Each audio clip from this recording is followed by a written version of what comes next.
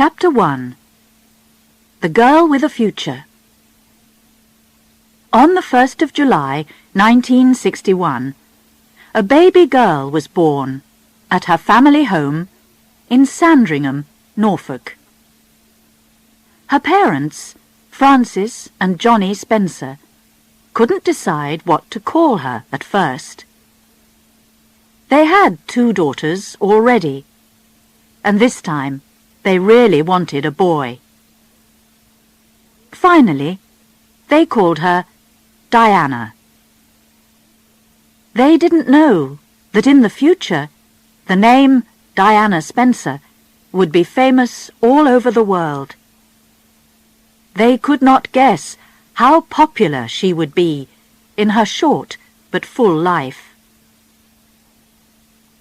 The Spencers are a very old English family. They became rich a long time ago as sheep farmers, and the family goes back to King Charles II and King James II of England.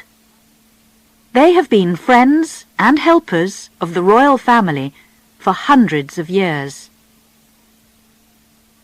The house they lived in then, Park House, was near the Queen's house at Sandringham. So Diana grew up almost next door to the royal family. Diana often visited them at Sandringham House when she was a little girl. The Queen's most important homes are at Buckingham Palace in London and Windsor Castle, just to the west of London. But she also spends time at Balmoral Castle in Scotland and at Sandringham House, which is in the east of England. Later, people called Diana a fairy tale princess, but her story was often a sad one too. Her parents had the son that they wanted so much in 1964. They called him Charles. But their marriage was unhappy, and soon terrible fights began. When Diana was only 6, her mother, Frances, ran away with another man, Peter Shand Kidd. For a long time, the children could only visit their mother at weekends. Frances very much wanted her children to live with her, but their father was against the idea, and so they stayed at Park House with him. Other women came to the house to look after the children, but they didn't usually stay long. The children made trouble for them. They threw their clothes out of the window or locked them in the toilet. The 2 smallest children, Charles and Diana, were really unhappy. Each night in bed, Charles cried for his mother, and Diana lay there alone, listening to him. She was too frightened of the dark house to get out of bed and go to him. But Diana and Charles were a loving brother and sister. As time went on, they often travelled by train together to visit their mother. Diana was always friendly with her 2 older sisters, Sarah and Jane, but they had different lives. Johnny Spencer tried to do his best for the 4 children, and at Christmas they could choose all the presents that they wanted. There were too many presents, and not enough hugs and kisses, they remembered later. Diana loved her father and wanted to look after him. She liked to help in the house, too, and to look after her animals. She had a cat, Marmalade, and a dog called Jill. Like a lot of English girls, Diana learned to ride a horse.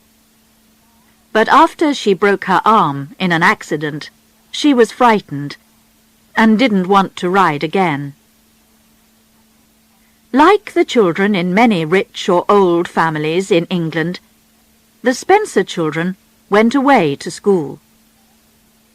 Diana went to Riddlesworth Hall School in 1970, when she was only 7. She lived there during the term and came home in the holidays. In 1974, she went on to her mother's old school, West Heath School in Kent, which was on the other side of London from Norfolk.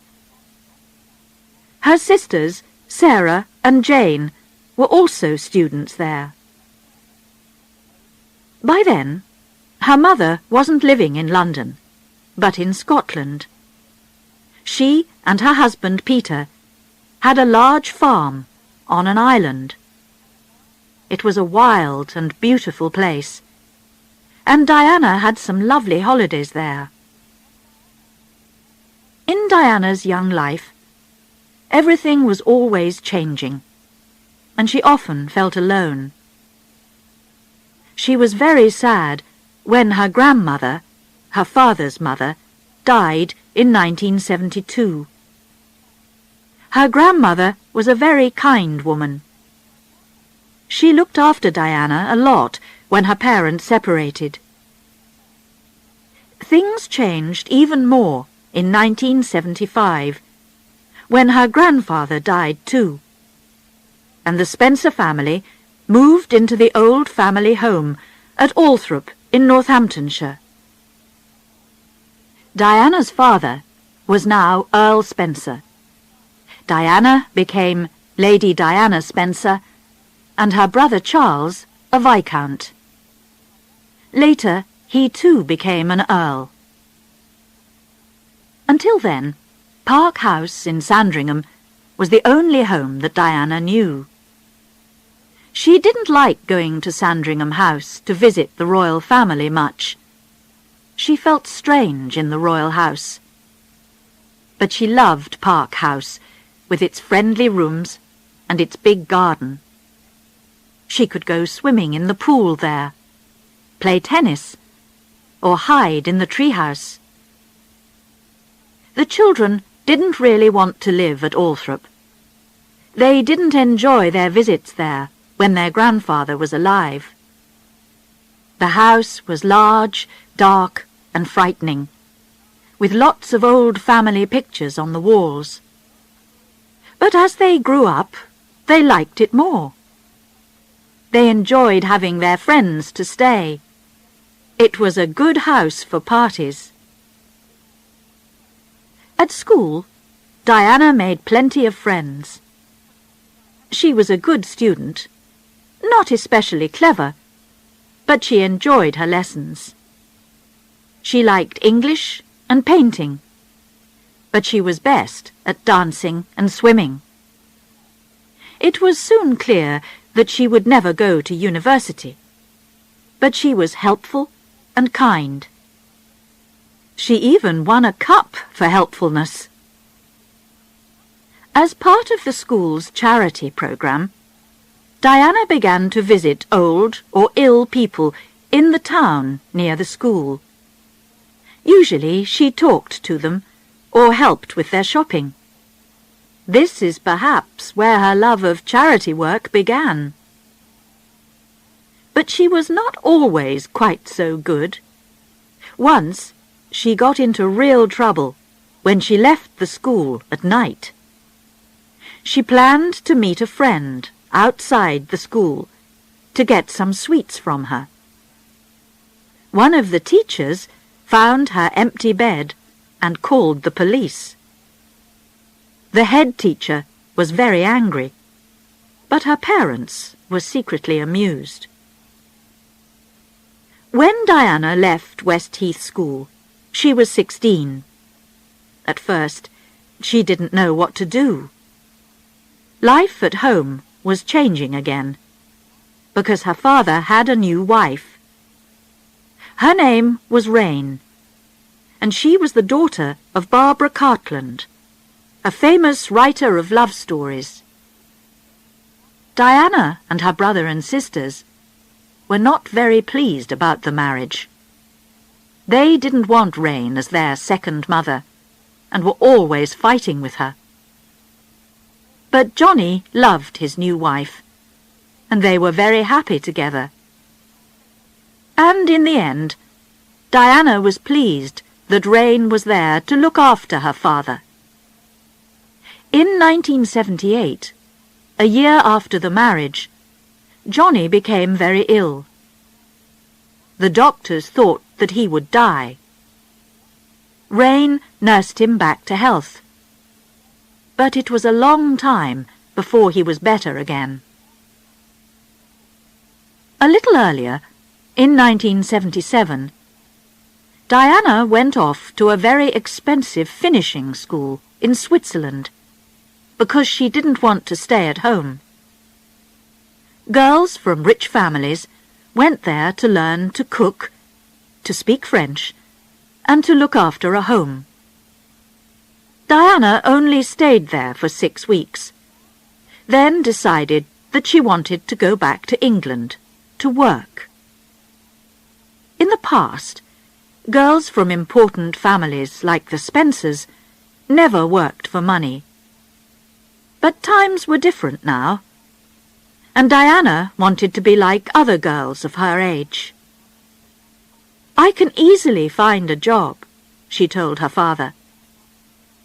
He bought her a very nice flat in Coleherne Court, Kensington, in the centre of London. She asked a few friends to come and live with her. One of them, Caroline Pride, was an old school friend of hers. This was the beginning of a really happy time for Diana. She was young and pretty. She had good friends, both boyfriends and girlfriends, and a nice flat and a car.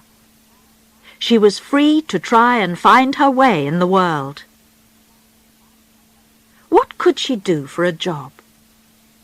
She loved children, and so she began to look after babies and small children for her sister's friends. Sometimes she cleaned their houses too, or cooked meals for them. She studied cooking again in London. She was good at Russian soup. But she and the girls in the flat ate chocolate most of the time. Then she found a job at the Young England School for Little Children.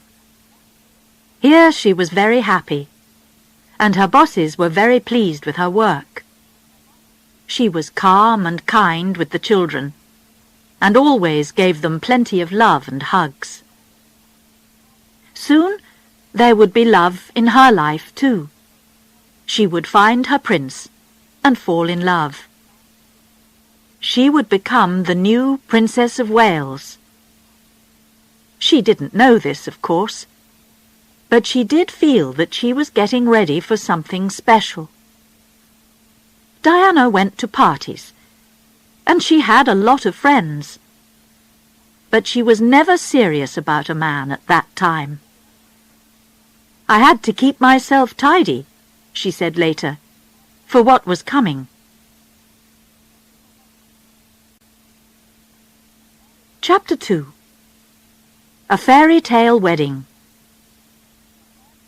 Prince Charles was taking a long time to choose a wife. He was already 32. He always had plenty of girlfriends. Diana's sister Sarah was once his girlfriend, but he couldn't decide who to marry. Charles was the future King of Britain, so he had to choose well. Not every beautiful woman makes a good queen. Life in the royal family can be very hard. The royals spend a lot of time in public. She must also be a girl from a good family, and Charles must be her first lover. In February 1981, the news finally came out that Prince Charles was getting married to Lady Diana Spencer.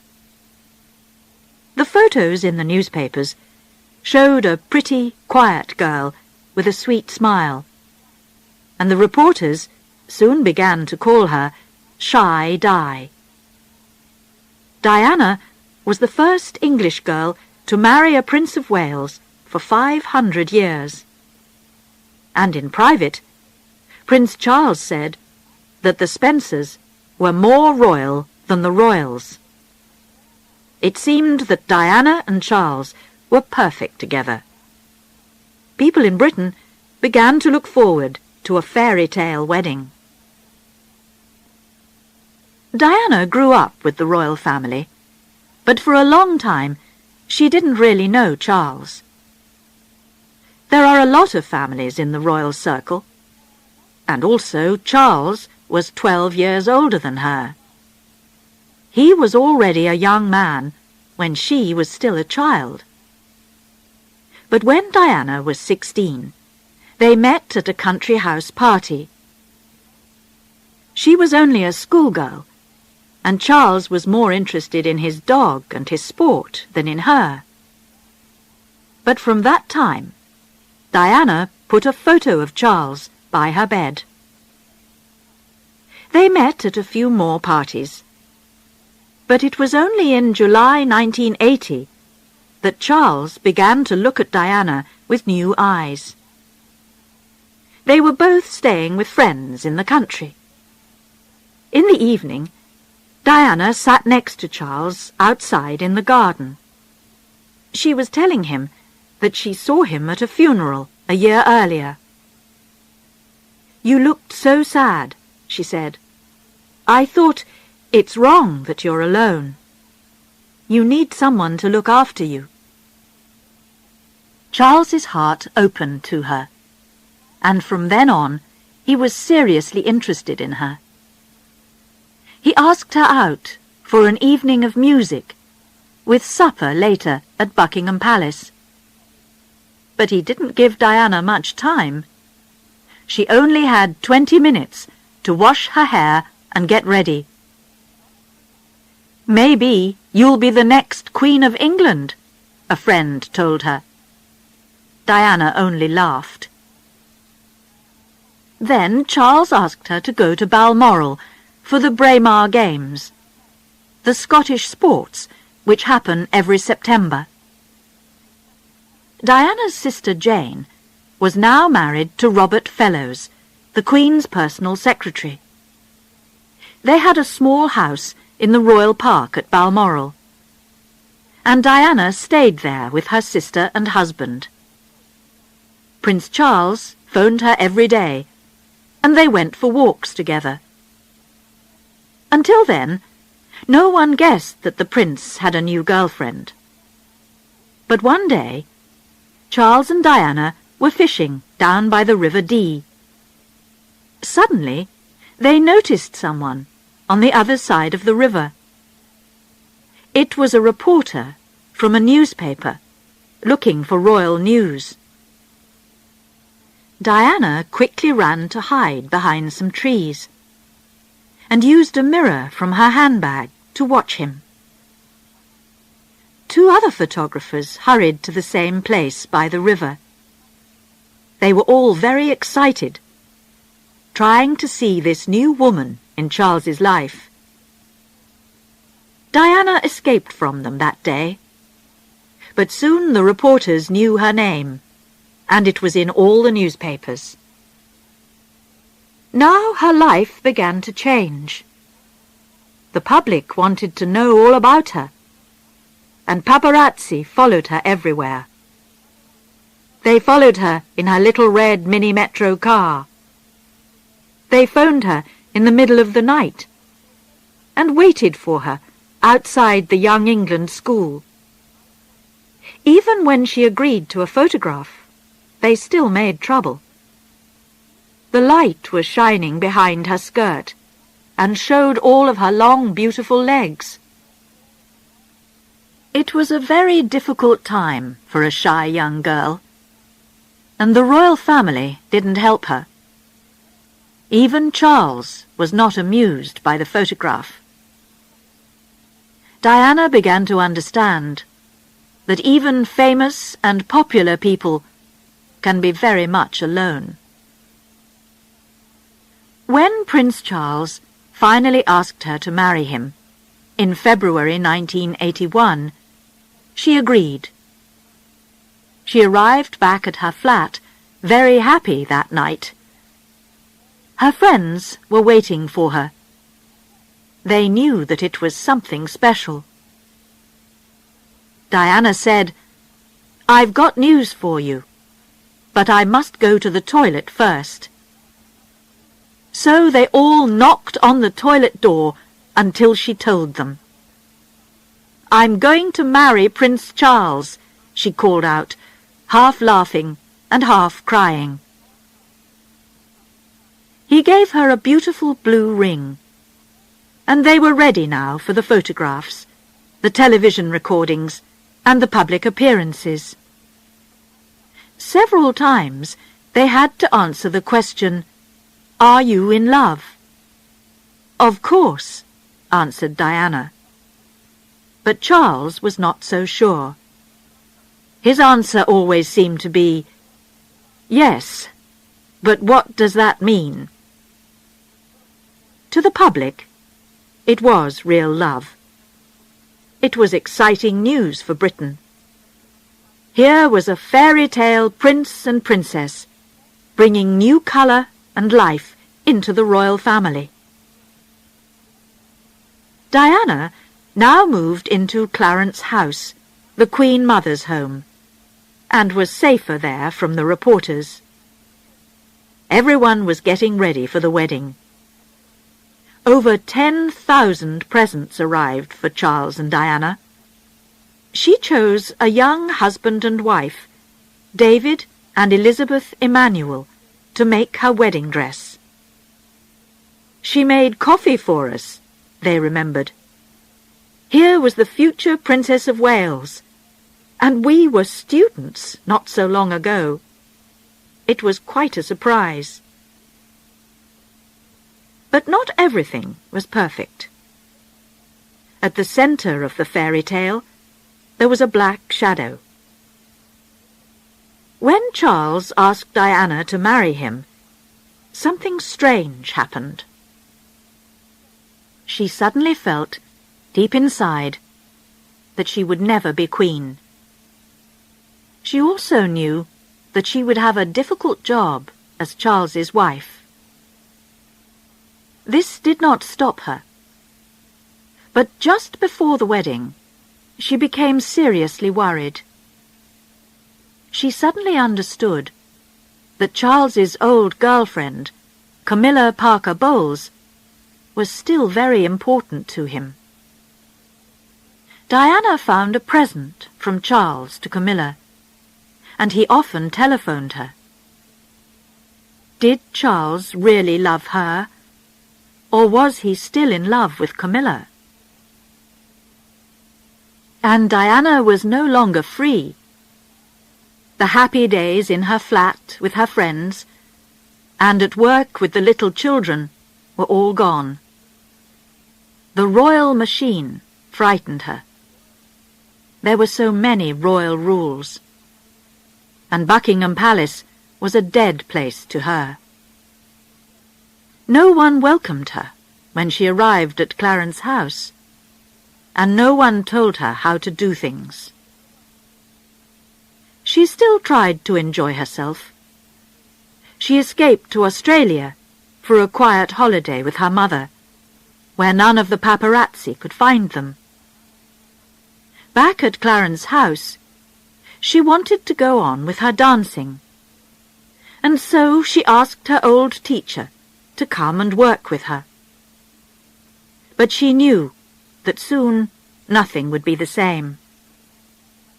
During one of her last lessons, she said, "In 12 days' time, I shall no longer be me." She got thinner, and she even wanted to stop the wedding.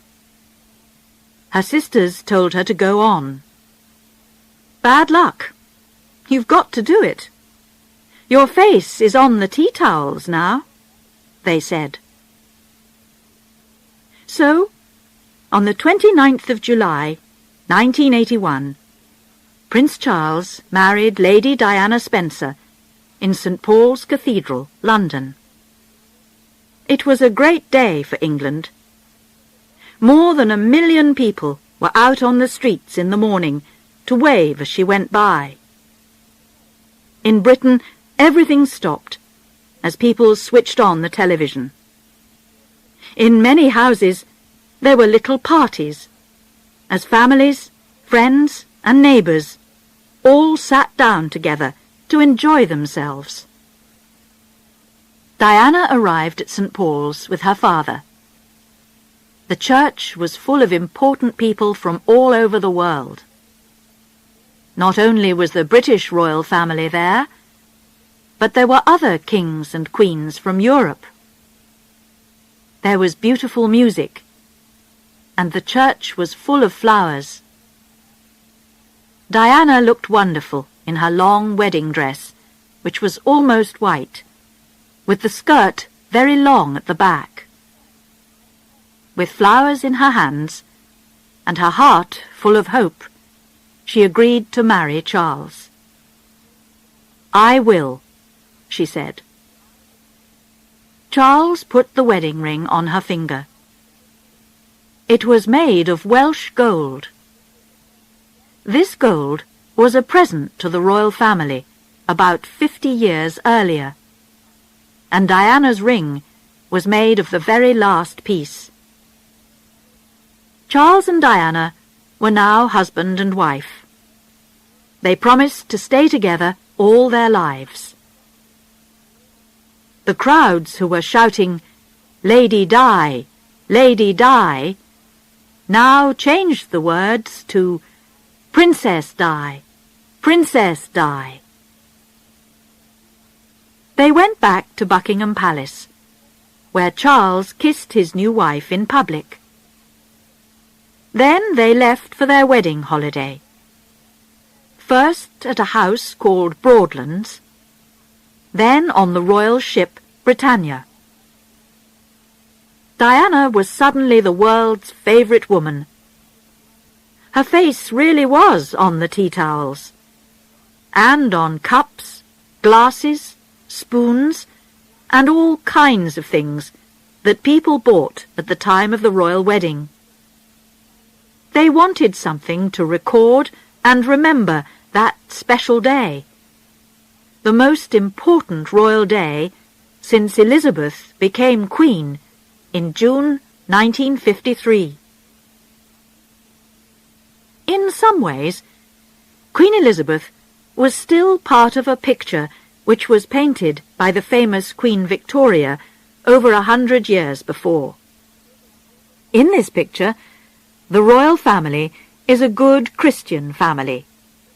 They show a polite face in public and keep all their problems secret. Royal children must learn that their country comes first and their personal life second. Sadly, this can also give us a royal family which seems cold and far away. Queen Elizabeth did try to make the royal family more modern. Once, most royal children studied at home, but her son, Prince Charles, went away to school and university. In the 1960s, television cameras recorded her home and her family life for the first time, so that people began to know the royal family a little bit better. But in the end, it was not enough for modern times. So could the fairy tale marriage possibly have a happy ending? Did Charles really love Diana when he married her? He probably tried to do his best at the time, but it was difficult for him too. In the past, kings and princes married to make the royal family stronger and to have children. Now, Charles had to find the right wife for the royal family and marry for love. Could Diana be the perfect royal wife when she was also a modern girl. In 1981, we didn't ask ourselves these questions. We all wanted to enjoy the fairy tale while we could. Chapter 3. The Young Princess. In her new marriage, Diana was like a young bird who was learning to fly. At school, she was too shy to speak in public. Now she was making public appearances all the time as one of the royal family. One of her first public visits was in May, just before she got married. This was to Tetbury, a town near Prince Charles's new country home at Highgrove in Gloucestershire. Crowds of people came out to see Diana. Dressed in a red suit, she walked through the streets and smiled shyly as they gave her bunches of flowers. It took some time before she wasn't frightened of these public appearances. On one of the first that she made with Prince Charles, he told her to walk over to the waiting crowds. "Talk to them," he told her. "I can't. I just can't," she said. But she had to, and after that, she found it became easier and easier. She was very natural, and everyone liked that. People began to feel that they could talk to her about their problems. She was quickly becoming one of the most popular women in the world. Soon, she was more popular than Charles. He wasn't very pleased by this. "I'm sorry I'm not my wife," he said once or twice to the crowds when he made visits alone. Everyone loved Diana because she was young and beautiful. During her first few years as a princess, she learnt how to dress well, and people became interested in her clothes. After every appearance, the reporters described what she was wearing. There were photos in the newspapers recording all her different dresses. Before she got married, she still looked very young. Her face was round, and her clothes were nothing special. And when she first became Princess of Wales, she still didn't always dress well. Sometimes she wore dresses and hats that were too old for her, like those for a 45-year-old woman. Then she became the well-dressed Diana that we remember today. She chose a lot of wonderful clothes: dinner dresses, dance dresses, trousers, and suits. She learnt to dress for all kinds of different appearances, for special visits, for sports, or for travel. For public appearances, she had to wear clothes that were comfortable as well as beautiful. She also had to remember how her enemy, the wind, could blow those clothes about. Diana began to buy from famous British clothes makers, which helped the clothes business in Britain. Some of her favourites were Bruce Oldfield, Zandra Rhodes, and Catherine Walker. Sometimes she chose bravely. A low-cut, short black dress, for example. But she could also look like the perfect English rose in a pink, well-cut suit or a long white dance dress.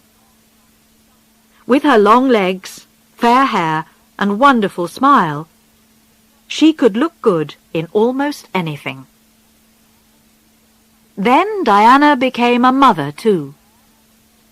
Before the baby was born, she felt sick a lot of the time. But she was healthy, and on the 21st of June, 1982, she went into St. Mary's Hospital, London, to have her baby. Charles stayed with her there, and the Queen's private doctor looked after her. At 9:03 p.m., the new prince was born. Crowds were waiting outside. "Nice one, Charlie," they shouted when they heard the news. "He's got fair hair," the proud father told them. At first, the new parents couldn't agree on names. Charles wanted to call the baby Arthur, but Diana preferred William. On the 3rd of August, in the music room at Buckingham Palace, they gave their son the names William, Arthur, Philip, Louis. Diana's first big public visit was to Australia, New Zealand, and Canada, early in 1983. Usually, royal babies and small children stayed at home when their parents went to other countries. When Prince Charles was only a little boy, for example, his mother, Queen Elizabeth, went away for several months. And when they finally met again, she only shook his hand. Diana was a different kind of mother. She wanted to keep her children with her, and to give them plenty of love. She wasn't afraid to hug and kiss them in public. So Charles and Diana took baby William with them. Great crowds came out to see the Prince and Princess of Wales, and Diana quickly became popular in those countries too. She was always ready to do what people liked best. On her first visit to Wales, she spoke in Welsh. Then, in New Zealand, she met a Maori woman and touched noses to say hello in the local way. Soon, another baby was coming, and on the 15th of September, 1984, Prince Harry was born. When the family was in London, they lived in a large flat at Kensington Palace. It had 4 sitting rooms, a dining room, and 4 bedrooms. Diana chose all the colours and the furniture, and tried to make it a real family home. Here she looked after her boys. She often played with them, and helped them with their early lessons. But it was important that they met other children too. Charles wanted William and Harry to study at home with a private teacher, but Diana didn't agree. So, in September 1985, William went to his first school. In 1987, he went on to Wetherby School. On his first day, she took him there, just like any other mother, and together they met his new teacher. Diana was now a busy princess, wife, and mother. But she was beginning to work with charities now too, which quickly became one of the most important things in her life. In 1982, the newspapers reported that Diana was now working with 5 charities. By the time that she was 24, she was working with 18. She began to visit people in hospital. She wasn't afraid to meet people who were dying. And she began to meet people with terrible illnesses like AIDS. A lot of people were frightened that you could catch AIDS by touching someone. Diana held the hand of a man with AIDS to show that this wasn't true. The photographs of this helped people with AIDS a lot. She worked hard, but she still wanted to have a good time, too. She practiced a special dance, secretly, with the famous dancer Wayne Sleep. Then, one night at the theatre, she suddenly went up to the front to dance with Wayne. She wanted to surprise Prince Charles. The newspapers were full of it the next day. Only Prince Charles was not so pleased. In private, he told her that it was not the right thing for a princess to do. Diana now had a new friend in the royal family.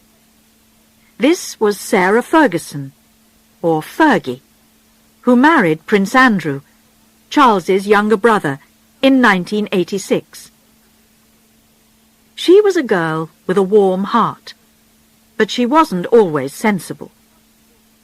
One night, just before they got married, Prince Andrew was having a men-only party. Fergie and Diana dressed up as policewomen to try and get in. Again, the royal family were not pleased with Diana. She was becoming too wild. Few people knew that at this time Diana was not happy. She seemed to have the perfect life, but inside she was in trouble. She was helping other people, but she needed help herself. She was popular, a great favorite of the people, and reporters photographed her everywhere. But in private, she was alone with her troubles. Chapter 4. The Woman Inside. In November 1982, the palace told the world that Diana was in the best of health. She did not have an eating illness, as some of the newspapers were saying. Diana began to look too thin even before she got married. People thought that she was just tired or growing up. But in fact, Diana was getting ill. She ate too much, then made herself sick. She ate large meals out of the refrigerator late at night. She ate cakes and chocolate, and was sometimes sick several times a day. At first, she looked thin because she kept no food down inside her. But in the end, she learnt to hide her illness so that she looked fine. In January 1982, Diana fell down some stairs when her first baby was on the way. It wasn't in the newspapers until a few weeks later. It was an accident, the palace said. It was only a few stairs.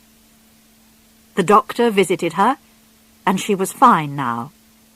There was nothing to worry about. But Diana tried to kill herself that day. Life was too much for her. She felt sick all the time before William was born, and her new job in the royal family was very difficult. Most of all, she felt that her husband wasn't really interested in her. On that day, he wanted to go out horse riding, and he wouldn't stay to talk to her. After William was born, she felt very unhappy. This happens to many women, of course, for a short time after they have babies. But Diana got worse, not better. She sometimes cut herself with a knife, and tried several more times to kill herself. She was probably crying out for help. Outside, she was still the perfect Princess of Wales. But inside, she was hurting. Before Prince Harry was born, the hospital told Diana that the baby was a boy. she didn't tell Charles. He really wanted a girl. When he first saw their new son, he told her this. Suddenly, Diana felt that this was the end of their marriage. "Something inside me died," she told her friends later. She married for love, but perhaps Charles didn't. Did his family push him into the marriage? His real love, Camilla Parker Bowles, was already married, and he had to marry someone. Perhaps he chose Diana only because she would be the right sort of royal wife and mother. Charles was still seeing Camilla when he was married to Diana. On their wedding holiday, Diana saw that Charles still kept photos of Camilla in his pocket. And during the marriage, Charles still gave Camilla presents, and often telephoned her privately. The mother of Camilla's grandmother also had a royal lover, King Edward VII. Camilla, it seemed, was repeating the family story. But Charles and Camilla were friends as well as lovers. They were the same age, and they were interested in the same things, like horses and the country. Many women did not find Charles an easy man, but Camilla seemed to understand him well. Earlier, a lot of his girlfriends got tired of him. He could be warm one day and cold the next. He spent time with them, then disappeared for a long time. Even Camilla stopped waiting for him when she was young. She married another man, Andrew Parker Bowles. Charles and Diana were different ages, and they liked different things. He wanted to read books on their wedding holiday. Diana wanted to enjoy the sun and the sea. He wanted to talk about serious ideas when she wanted to give everything to their new love. It was soon clear to them both that they thought and felt very differently. In public, they were still husband and wife, but in private, they were sleeping in separate bedrooms. People were beginning to see that all was not well. In Canada, in 1986, Diana fell down in public because she was so ill and unhappy. The same year, Prince Charles came home early from their holiday in Mallorca. Then, in 1987, he went up to Balmoral alone for a month. He told the reporters that he had a lot of work to do there. Diana was working hard for the royal family and the country, but she was still very unsure of herself. She was always waiting for Charles and the royal family to say, "Well done." They never did. But in 1988, life began to change for her. She found that she could be strong.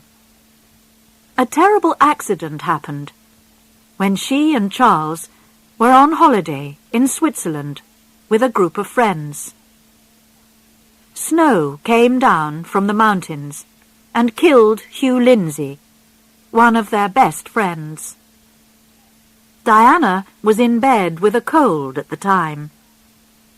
One of Charles's secretaries arrived back at the house with the terrible news. Diana decided what she needed to do. She put all Lindsay's clothes into his suitcase. She and Charles flew back to England with the body. Then Diana looked after Hugh Lindsay's wife, Sarah. The Lindsays only got married a few months before the holiday, and Sarah was having a baby. And then Diana decided that it was time to help herself too. Caroline, her old school friend, said, "I'll give you an hour. If you don't go to a doctor, I'll tell the world about your illness." Diana went to see a special doctor for help with her eating illness. "How many times have you tried to kill yourself?" he asked her at once. 4 or 5 times, she said. She was very surprised that he seemed to know all about her so quickly. In 6 months' time, he told her, she could be a new person. He visited her every week, and she began to read books about the illness and to understand herself better. In 6 months, she was a new person, and she was almost better. It was the beginning of a new way of life for her. She had to help herself. Charles wouldn't help her. He didn't love her as she wanted, and he never would. She also learnt to give her love to the poor and ill people that she met through her charity work. She had a special touch. When she visited people in hospital, a hug or a kiss from Diana seemed to help them greatly. Sometimes she continued to visit people for a long time until they were better. She often wrote them kind letters later. A lot of her charity work was with children, and she was always happy and natural with them. At home, it was the beginning of the war between Diana and the royal family.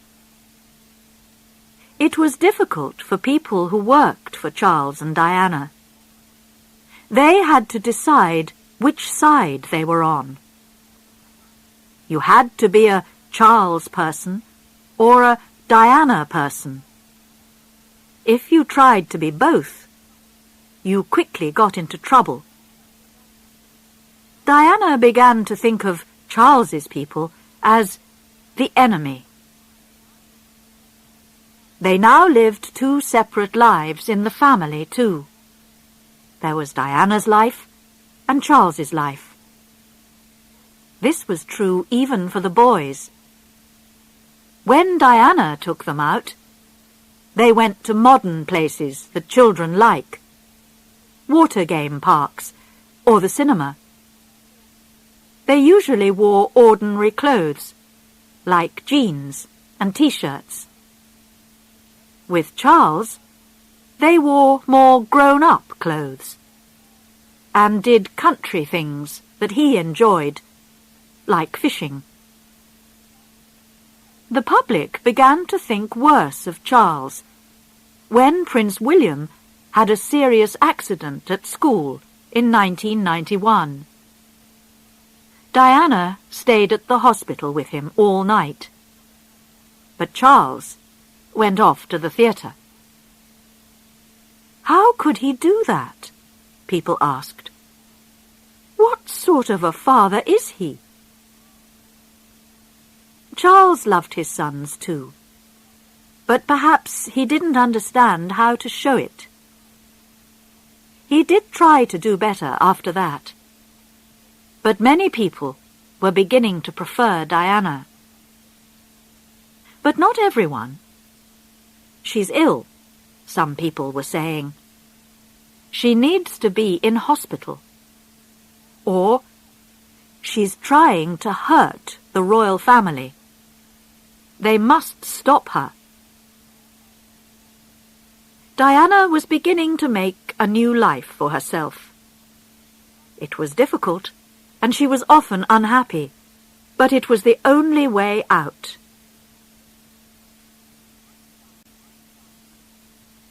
Chapter 5. The New Diana. The Queen called 1992 a terrible year. It began badly for Diana, too. On the 29th of March, her much-loved father died. She was on holiday in Austria, and she flew home at once for the funeral. Prince Charles flew back with her to England, but she went to the funeral alone. The newspapers, of course, were quick to notice this. It was a month for royal stories. The palace told the world that the marriage of Prince Andrew and Sarah Ferguson was over. Then a new book came out about Princess Diana. Diana, Her True Story, by Andrew Morton. The book talked about Diana's eating illness and about how unhappy she was with Prince Charles and the royal family. It also talked about Prince Charles and Camilla Parker Bowles. At first, everyone was very surprised. Could it all be true? In the end, people realized that most of it was Diana's real story. But there was another surprise coming for her, and an unpleasant one. Diana was beginning secretly to look for a new love in her life. She had to be very careful, because she and Charles were still married. The world would not think well of a royal mother with other lovers. Then suddenly, recordings of secret phone calls between Diana and James Gilby came out. Gilby was an old friend of Diana's. But here they were talking as lovers. Someone recorded the conversations, the newspapers said, 2 years earlier. In them, Gilby uses a special name for Diana, Squidgy. He asks Diana to kiss him down the phone and says, "Oh, Squidgy, I love you, love you, love you." Another lover was James Hewitt, the man who taught Diana to ride again. She was still afraid of horses after her accident as a child. Will Carling, the sportsman, and his wife ended their marriage because of Diana. Then there was Oliver Hoare, who sold paintings. Someone began to make silent phone calls to his home. Perhaps it was Diana, unhappy because Oliver didn't want to talk to her. We will probably never know everything about her life at this time, but it's clear that she was seeing other men. Then, in 1993, recordings of phone conversations between Charles and Camilla appeared, and everyone now knew for sure that they were lovers. Charles was very unhappy about this, and at first promised to live alone without women. A year later, he talked about it all on television, but he didn't stop seeing Camilla. In the photos of 1992, Diana is often alone. In one, she is sitting in front of the Taj Mahal in India. She is smiling, but she looks very small and alone in front of the big white building. In November 1992, Charles and Diana did make a visit together to Korea, but they were clearly unhappy. Finally, in December, they told the public that they were separating. Prince Charles would stay at Highgrove, and Diana would live alone at Kensington Palace. The children would spend time with both of their parents. The Queen's family was in trouble all around her. Just to finish the terrible story of 1992, there was a serious fire at Windsor Castle, the Queen's favourite home. Everyone there, the Queen too, worked hard to put it out. But the castle and the royal family would never be the same again. Diana's private rooms at Kensington Palace were full of photos of William and Harry. "They mean everything to me," she said. But now she couldn't be with them so much. A lot of the time they were at school or with their father.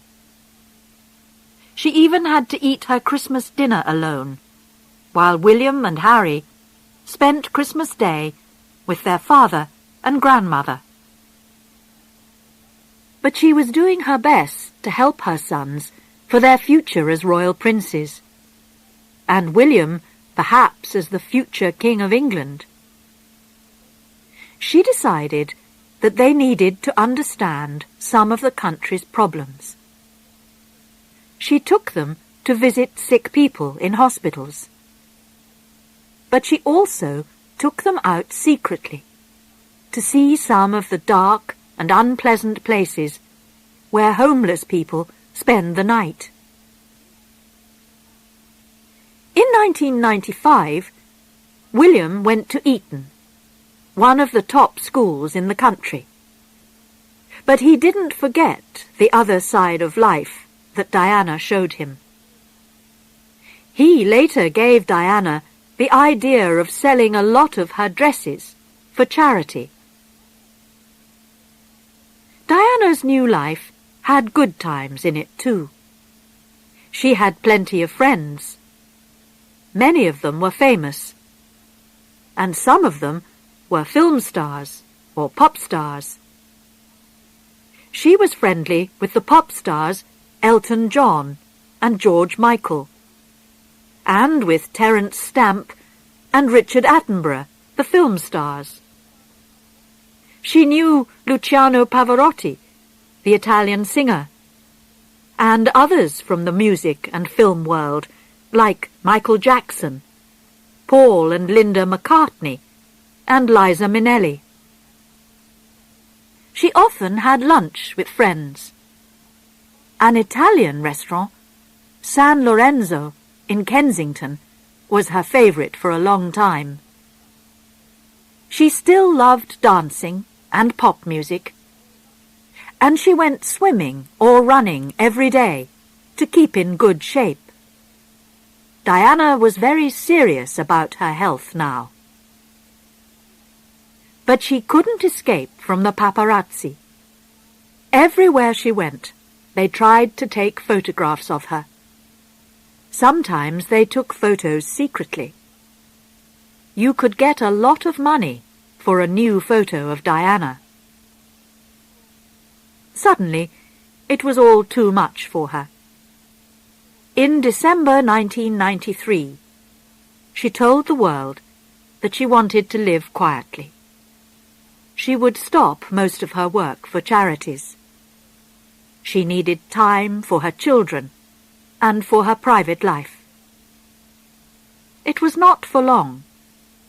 She soon came back because she wanted to get on with her work and be a mother to the world, as one newspaper wrote. And the story of Diana and Charles was not over yet. In November 1995, she recorded her famous appearance on television. She talked openly to reporter Martin Bashir about her life in the royal family, and she was clearly hurt and angry about the past. There were 3 in this marriage, she said about Charles and Camilla, and 3, as she told us, is a crowd. But she also talked about her future. I don't think many people will want me to be queen, because I do things differently, because I don't go by a rule book. She worked, she said, from the heart, not the head. But she wanted to be queen of people's hearts. These were words which the world never forgot. A lot of people that she helped will never forget her either. One of her favourite charities was Centrepoint, which looks after homeless people. Vincent Seabrook, a man of 27, now working as a private guard, remembers her well. He was living homeless on the streets when Diana came past and stopped to talk to him. She got me something to eat and drink, listened to me, and gave me the number for Centrepoint, he said. She wasn't frightened of illness, or of people who had serious problems with their bodies. She was ready with a hug or a kiss for everyone. A man who couldn't see wanted to know what Diana was like. "Is it all right if I touch your face?" he asked. "Of course you can," she said. He moved his hands over her eyes, nose, and mouth, until he could see a picture of her in his head. "You're very pretty," he said. When someone was in trouble, she tried to help them. Once in hospital, she heard a woman crying. The woman's son, Dean, was badly hurt in a car accident. Diana sat with the young man that night and visited him again later. She even went to his house when he was better and met his children. "What shall we call you?" they all asked. "Just Diana," she said. She often visited children's hospitals, like Great Ormond Street Hospital for sick children. Victoria Hemphill, a young girl with a serious heart problem, felt that the princess was her special friend, and kept photos of Diana by her bed. Diana often talked to her about William and Harry, and the boys wrote to her. "Dearest Victoria, I wanted to send you lots of love while you were in hospital," began a letter from Prince Harry. Diana had time for her friends who were in trouble too. She helped a friend called Rosa when her baby died, and gave time to another friend, Cosima, when her marriage ended. She knew what it was like to feel hurt inside. She still travelled to other countries. In 1994, she visited Zimbabwe in Africa.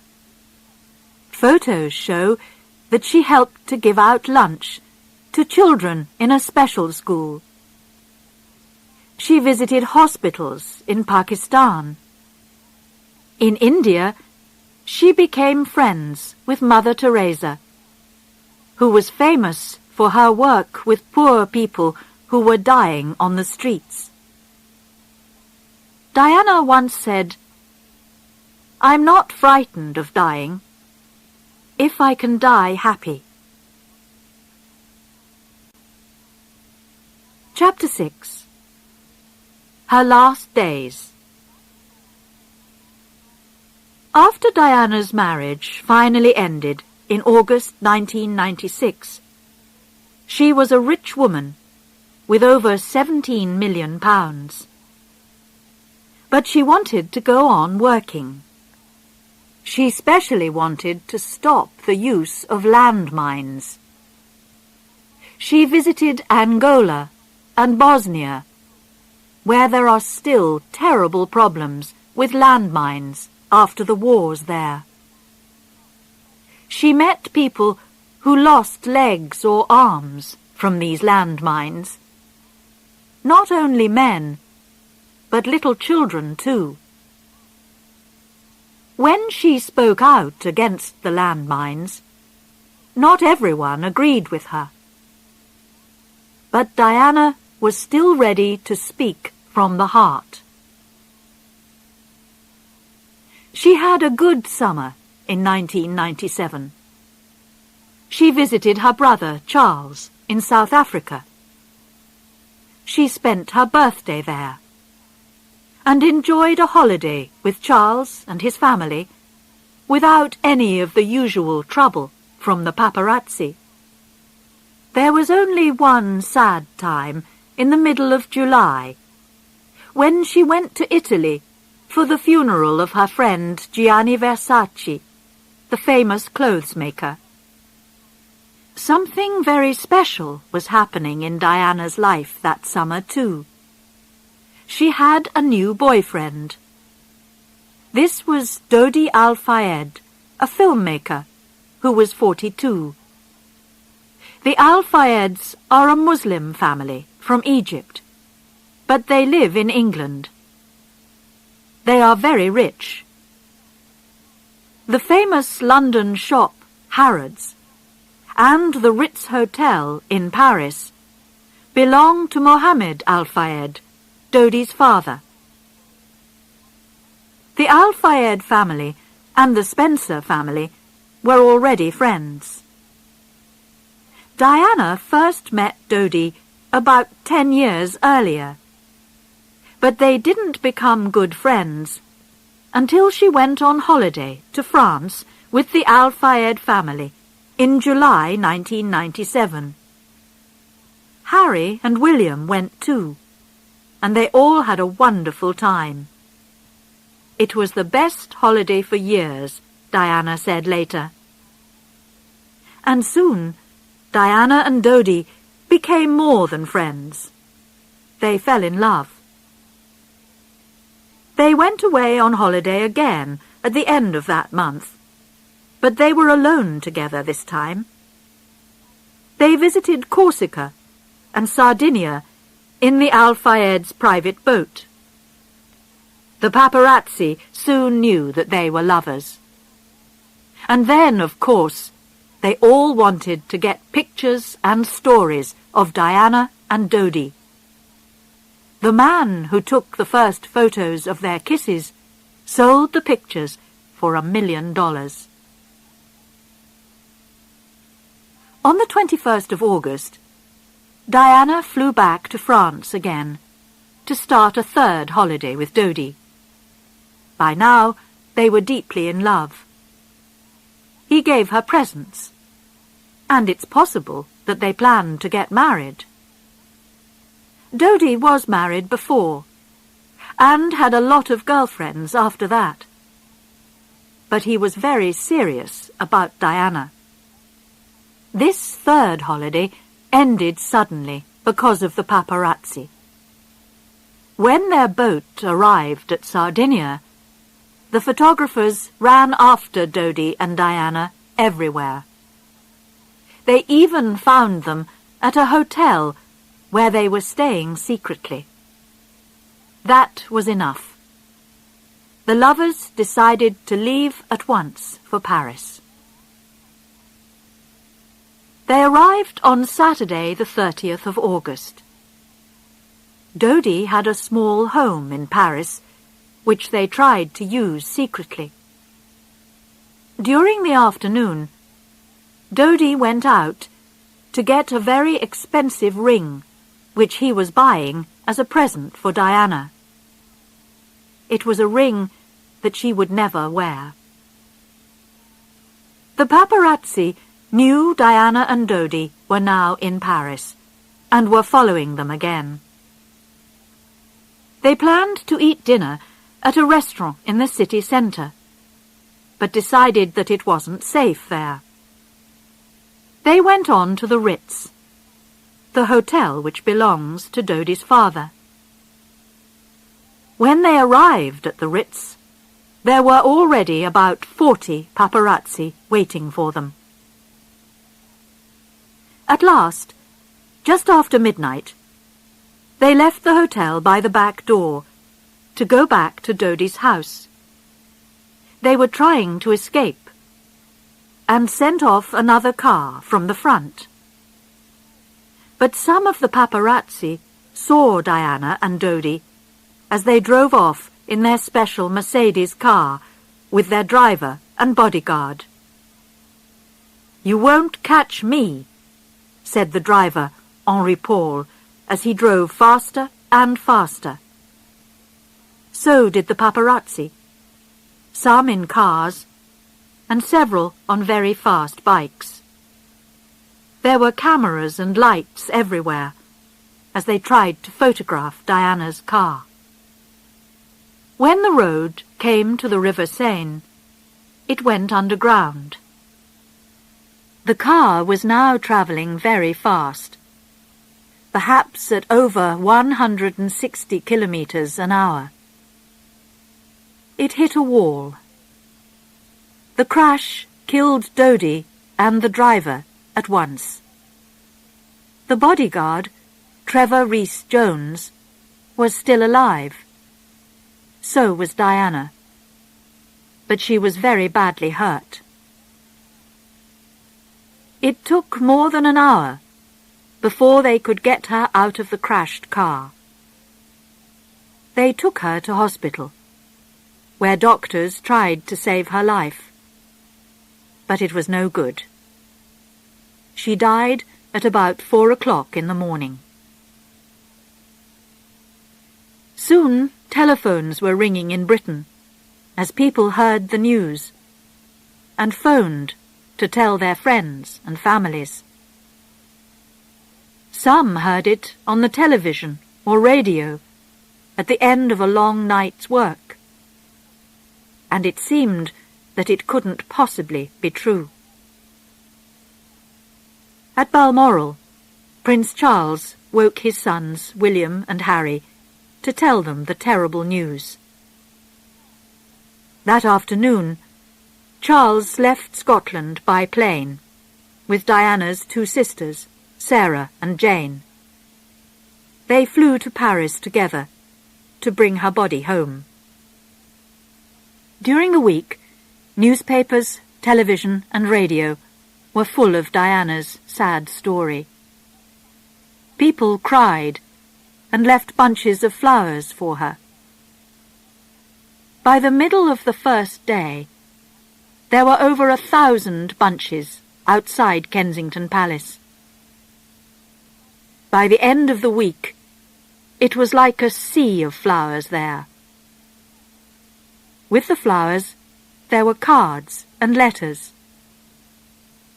To our sweet princess, thank you for the love you showed us all.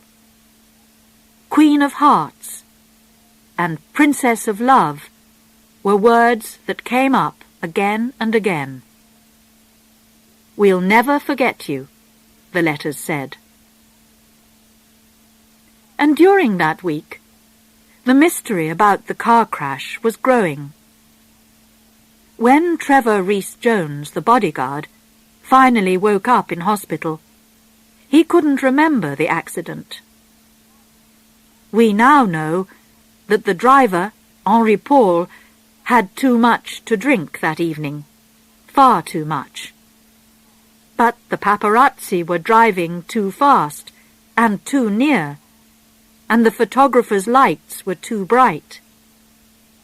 Did they make it happen too? And was there a second car in the crash?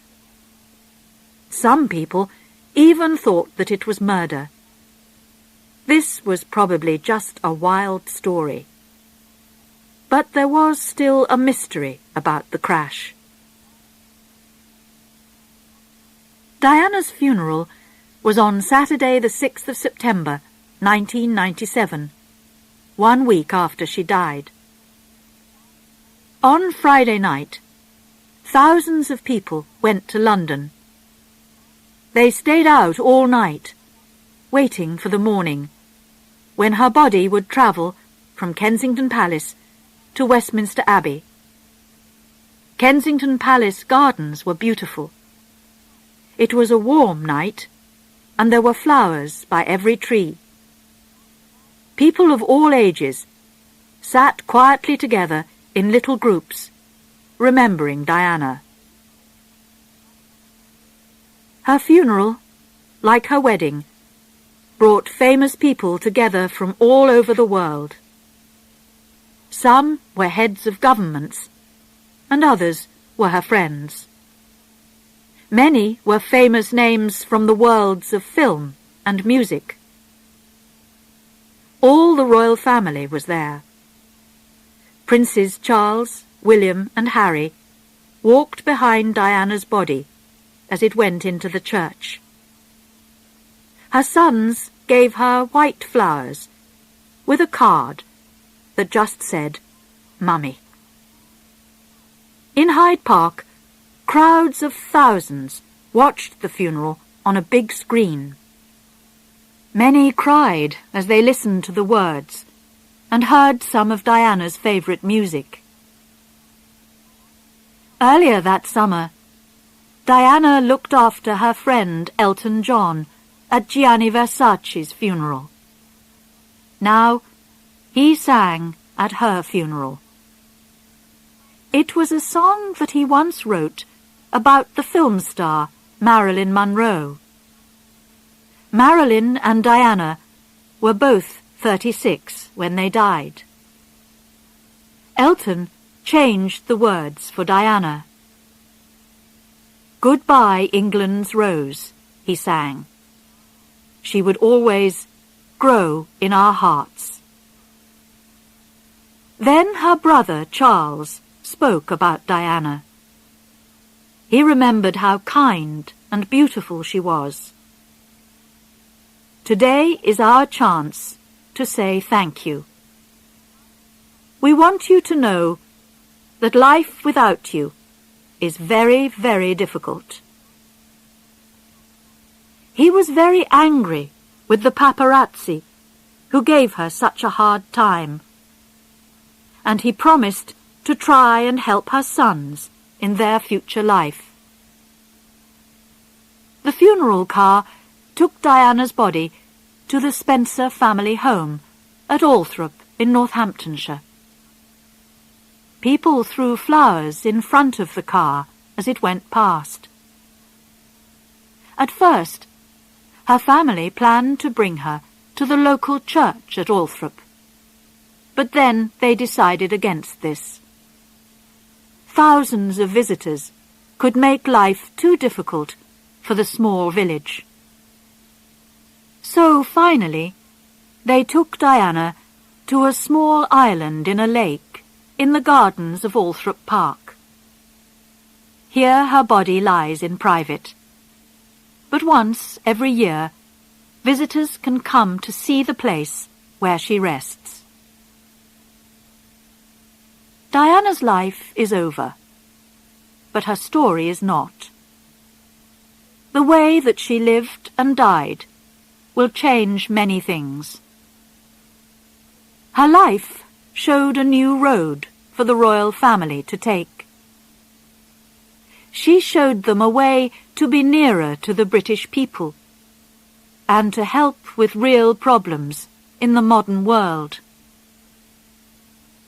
When she died, we all remembered that life can be very short. Every one of us has to do our best with the time that we have. "It's important to show love," said Diana. We need to remember this too.